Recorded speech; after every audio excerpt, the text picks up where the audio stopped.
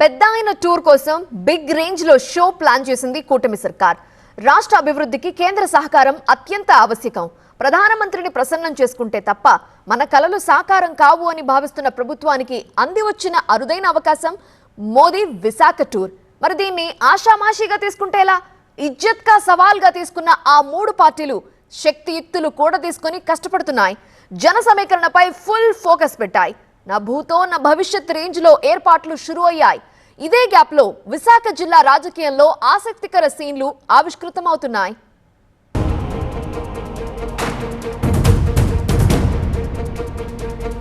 ఎన్నికలకు ముందు చిలకలూరిపేట, విజయవాడలో మోదీ చీఫ్ గెస్ట్ గా జరిగిన కూటమి సభలు అప్పట్లో హైలైట్ గా నిలిచాయి.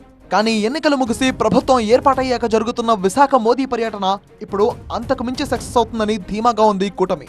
మోదీ విశాఖ పర్యటనకు కౌంట్ డౌన్ షురూ కావడంతో మరింత అప్రమత్తమై ఏర్పాట్లలో పూర్తిగా నిమగ్నమైంది ప్రభుత్వం. ఒకవైపు అధికార యంత్రాంగం ముమ్మరంగా ఏర్పాట్లు చేస్తుంది, మరోవైపు భద్రతా ఏర్పాట్లు కూడా దగ్గరుండి ఎస్పీజీ పర్యవేక్షిస్తుంది. ప్రస్తుతం ప్రధాన వేదిక ఏదైతే ప్రధానమంత్రి నరేంద్ర మోడీ వస్తారో ఇక్కడి నుంచి ఈ వేదికపై నుంచే పలు అభివృద్ధి కార్యక్రమాలకు శంకుస్థాపనలు, ప్రారంభోత్సవాలు వర్చువల్గా చేసే అవకాశం ఉంది. ఇక్కడ ఆ వేదిక చూడొచ్చు. ప్రధానంగా ఆ మూడు రంగుల్లో అంటే ఎల్లో, అలాగే వైట్, అలాగే రెడ్ కలర్తో ఆ వేదిక టాప్ను పూర్తిగా అలంకరించారు. టోటల్గా 2 లక్షల మంది హాజరయ్యే విధంగా ప్రాంగణాన్ని పూర్తి స్థాయిలో ఏర్పాట్లు చేస్తున్నారు. ప్రధానమంత్రి మోడీ ఐఎన్ఎస్ డేగాలో ఎయిర్పోర్ట్లో దిగిన తర్వాత అక్కడ నుంచి రూట్ ఏదైతే రోడ్డు మార్గం కూడా వస్తారో ఆ రూట్లో కూడా ప్రత్యేకంగా చెకప్ చేస్తారు. ఇప్పటికే డీజీపీ ద్వారకా తిరుమలరావు విశాఖ చేరుకొని భద్రతా ఏర్పాట్లపై పర్యవేక్షించారు. 60 అడుగుల వెడల్పు, 40 అడుగుల పొడవైన భారీ వేదికపై ప్రధాని మోదీ, సీఎం, డిప్యూటీ సీఎం, కేంద్ర మంత్రులు అందరూ ఆసీనులవుతారు. ఎవరు ఎక్కడెక్కడ కూర్చుంటారు అనే ప్రోటోకాల్ కూడా సిద్ధమైంది. 2 లక్షల మంది జనం హాజరయ్యే ఈ సభలో ఎటువంటి అవాంతరం జరగకుండా 6,000 మంది పోలీసులు, 33 మంది ఐపీఎస్ పటిష్ట బందోబస్తు ఏర్పాటైంది. మంత్రి నారా లోకేష్ ఇప్పటికే వైజాగ్ వెళ్లి స్థానిక నేతలను, మంత్రులను సమాయత్తం చేశారు.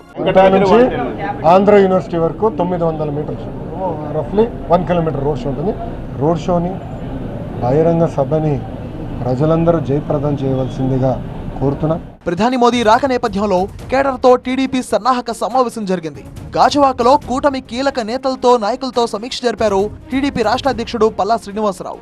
జన సమీకరణకు సంబంధించి నేతలకు టార్గెట్లు ఫిక్స్ అయ్యాయి. విశాఖ అర్బన్ నుంచి 1,70,000 మంది, ఉత్తరాంధ్ర జిల్లాల నుంచి 1,40,000 మంది ప్రధాని సభకు హాజరయ్యేలా టీడీపీ ప్లాన్ చేసింది. Visakha south Janasena MLA, TDP in charge కలిసి మోదీ సభ ఏర్పాట్లు చేయడం ఆసక్తికరంగా మారింది. ఎన్డీఏ ఇప్పుడు కలిసే ఉంది. ఏదో జగన్మోహన్ రెడ్డి ఊహాగానాలు తప్ప ఏముండవు. ఇక్కడ ఎప్పుడు కలిసే ఉంటాం, ఎప్పుడు అందరం కలిసే ఉన్నాం, ఎక్కడ ఇబ్బందులు లేవు. ప్రజల్ని ప్రత్యేకించి పిలవవసరం లేదు. ఈ రాష్ట్ర భవిష్యత్తుని నిర్ణయించేటువంటి మీటింగ్ ఇది. మా నాయకుడు, యువ నాయకుడు లోకేష్ గారు కూడా మొన్న వచ్చి మా అందరితో దిశనిర్దేశం చేశారు. మేమందరం కూడా క్షేత్రస్థాయిలో పనిచేసి జనసేన, బీజేపీ, తెలుగుదేశం 3 ఒకటే. ఎప్పుడు ఏది మాకేం పరపచ్చలు లేవు. కలిసి కట్టుగా దీన్ని ఒక స్ఫూర్తిగా తీసుకుంటారు. భావి మీటింగులు కూడా ఈ మీటింగ్ రోల్ మోడల్గా సెట్ చేస్తాం. టీసీఎస్ కొత్త campus, NTPC green hydrogen plant, metro double decker, railway zone ప్రధాన కార్యాలయం పనులకు శ్రీకారం చుట్టనున్నారు ప్రధాని మోదీ. అనకాపల్లి జిల్లా నక్కపల్లి మండలంలో బల్క్ డ్రగ్ పార్క్ ను ప్రధాని మోదీ శంకుస్థాపన చేస్తారు. పౌర సరఫరాల శాఖ మంత్రి నాదెండ్ల మనోహర్ కూడా విశాఖ చేరుకొని అక్కడి నుంచి అనకాపల్లి కలెక్టరేట్ కు వెళ్లారు. మోదీ టూర్ కి సంబంధించి ఏర్పాట్లు పర్యవేక్షించనున్నారు ఆయన. ఇటు స్థానిక ఎంపీగా బీజేపీ నేత సీఎం రమేష్ కూడా జన సమీకరణపై దృష్టి పెట్టారు.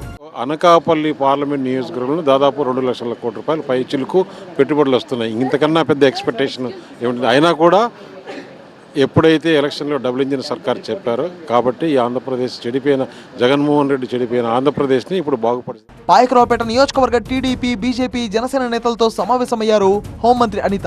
ప్రధాని పర్యటన తమ నియోజకవర్గ ప్రజలకు అదృష్టకరమన్నారు.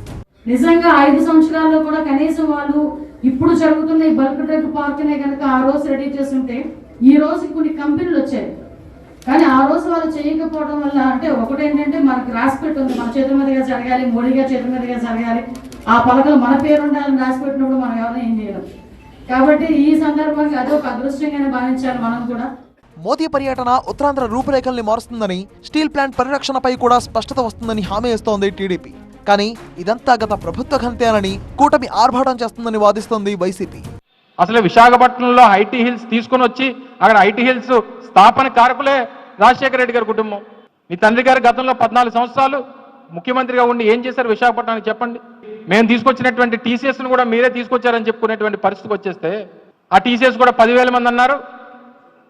నిన్న మాట్లాడితేనేమో 1,500 2,000 మంది అని అంటున్నారు. అటు మోదీ టూర్ సందర్భంగా విశాఖ స్టీల్ ప్లాంట్ పరిరక్షణ సమితి పోరును ఉధృతం చేసింది. స్టీల్ ప్లాంట్ కు సొంత గనులు కేటాయించాలని, సేల్లో విలీనం చేయాలని డిమాండ్ చేస్తూ పరిరక్షణ సమితి నిరసన కొనసాగిస్తోంది. ఇవాళ చలో కలెక్టరేట్ పిలుపు మేరకు కూర్మన్పాలెం జంక్షన్ నుంచి కలెక్టరేట్ వరకు కార్మికులు బైక్ ర్యాలీ జరిగింది. Gajuwaka, NDA, Kancharapalem, Telugu Thalli flyover, beach road, naval coast battery మీదుగా సాగింది ఈ ర్యాలీ.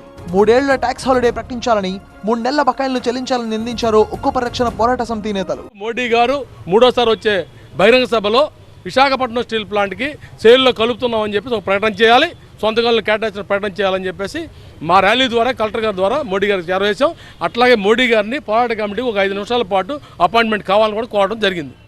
విశాఖ పర్యటన సందర్భంగా ప్రధాని మోదీ స్పష్టమైన ప్రకటన చేయాలన్నది వీళ్ళ డిమాండ్. నిరసనలు, డిమాండ్ల మాట అలా ఉంచితే కూటమి ప్రభుత్వానికి ఇజ్జత్ కా సవాల్గా మారింది మోదీ విశాఖ పర్యటన.